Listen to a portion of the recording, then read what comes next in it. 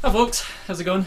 So I've had a really busy month and a half. I'm in the middle of moving and things, so I haven't had any time to go out in the forest and do any videos lately. But I've been getting lots and lots of questions about the clothing and equipment of the ancient Highlander I've been using in the videos.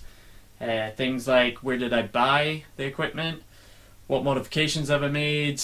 How did I make the things that I made? So I thought I'd do a quick Q&A video about some of the common questions I've been getting. But first of all, when I was gathering this equipment and when I had this idea to do the series, my main objective was I wanted to, experience what it was like for our ancestors to be in nature and travel in the land and sleep out in the forest using their equipment. So I wanted to be pretty historically accurate, so I could experience that. But the sort of nitty-gritty, nerdy things of, the exact specific thing that they might be wearing or carrying during a time period, I didn't really care about. I wanted to be accurate in terms of the materials and stuff, but yeah, the exact stuff I wasn't really that worried about. I also had a very low budget. I was trying to do everything for as cheap as I could, or preferably if I could do it for free. So yeah, but let's get started. So first of all, the Plaid. Be getting lots and lots of questions about the Plaid. So this is the one I've been wearing. So this is 5 meters by 1.5 meters in size, I think.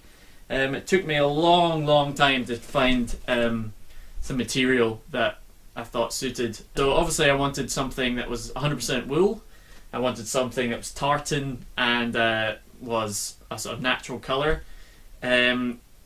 A lot of the stuff was going for like 30 or 40 pounds a metre of wool fabric, and that was like way too expensive for me.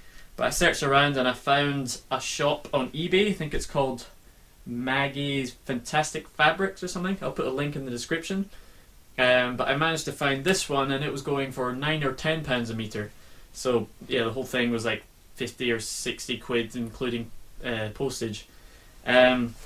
So this one is 16-ounce wool, which is standard for a modern kilt, but our ancestors of the Plaid may have had something a bit heavier. But to be honest, this has been working fine. In terms of the tartan, again, they didn't really have clan tartans back in the day. It's kind of a Victorian invention. So yeah, it was just I think this is Mackenzie tartan, but I didn't get it for that reason. It was just because it was a sort of more natural looking colour.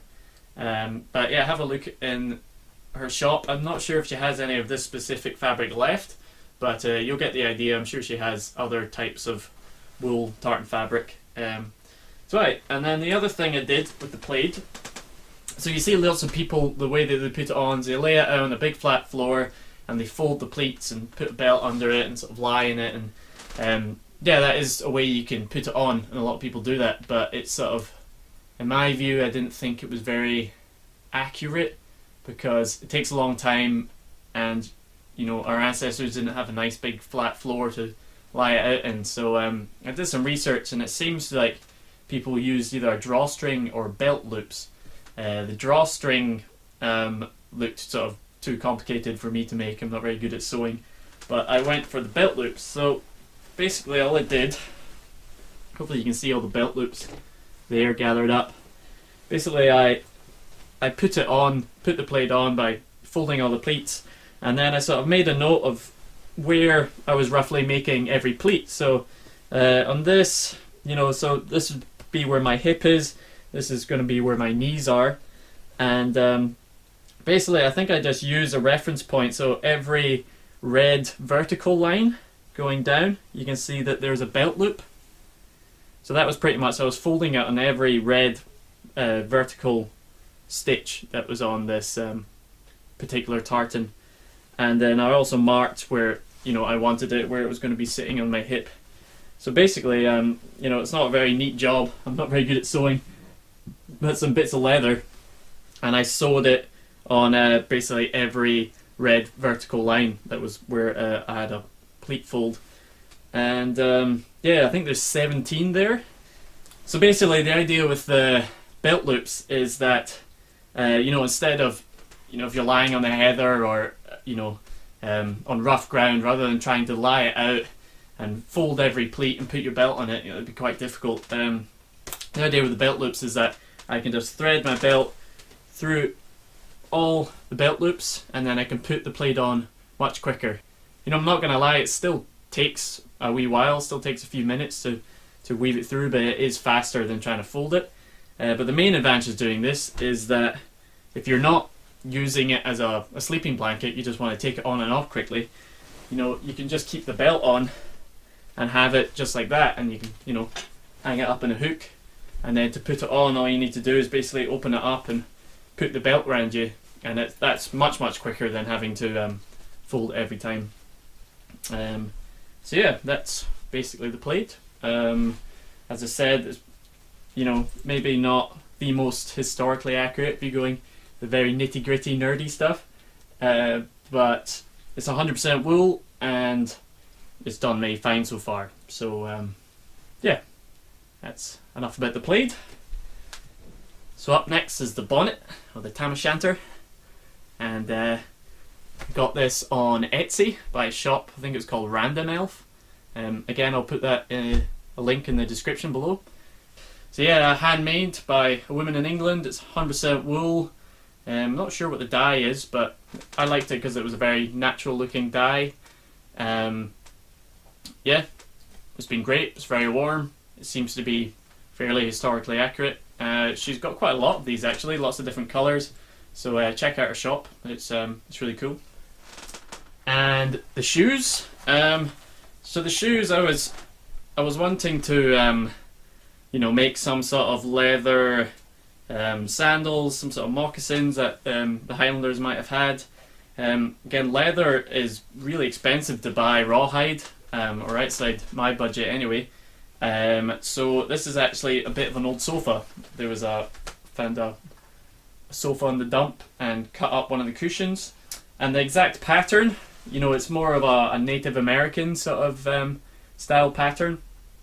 But again, I wasn't really that concerned about the pattern. I just wanted some sort of leather moccasins. So again, I made these from a video I found on YouTube. I'll put the link in the description below. And basically the only difference I made was that I made these cuffs. So I think in the video they were much shorter. I made them longer so that they could ride up my leg a little bit. And then I made these longer laces at the back so that I could sort of strap up my leg, just giving me a bit more protection from you know, wet vegetation and you know, stop bits of heather sort of falling in. But these have been great so far. You know, made them for free, and I think you could probably find other ways of making moccasins, but this was fairly easy to make. You've probably seen me using this grey wool blanket in lots of my videos, and you know, I've been using this as a cloak and also to sleep in as well to give me some extra insulation. I got this in an army surplus store in Aberdeen for £3 because it had these big slash marks in it, so I just sewed up the holes, and yeah, it's still a really good thick wool blanket. And finally, the belt kit. I think I talked about this a little bit in the survival kit video, but I made the spotting from a template I found online. Again, I can put that in the description below. That was really easy to make, and it's just from an old leather jacket I got in a charity shop. And the tinder pouch, I just made up that design. It's not the neatest design, but it does the job. Oh yeah, there's an update with the ski and do. So my last video, I was at Flip Forge, and Matthew there kindly forged me this knife, but I made a sheath for it. This is made from the same oak whiskey cask that the handle of the knife is made from, and I basically, so there's two bits of oak sandwiched in a bit of larch that's got the shape of the blade cut out in it. So I just sandwiched together some wood glue, and there's also some leather in between there that sort of cushions the knife coming in and out. Yeah, and it's just an old belt for the belt loop, and then I've done a sort of rough Celtic carving and a Celtic design burnt in at the bottom. So right, that's been working pretty well so far, pretty snug. And the knife, I've been using the knife quite a lot.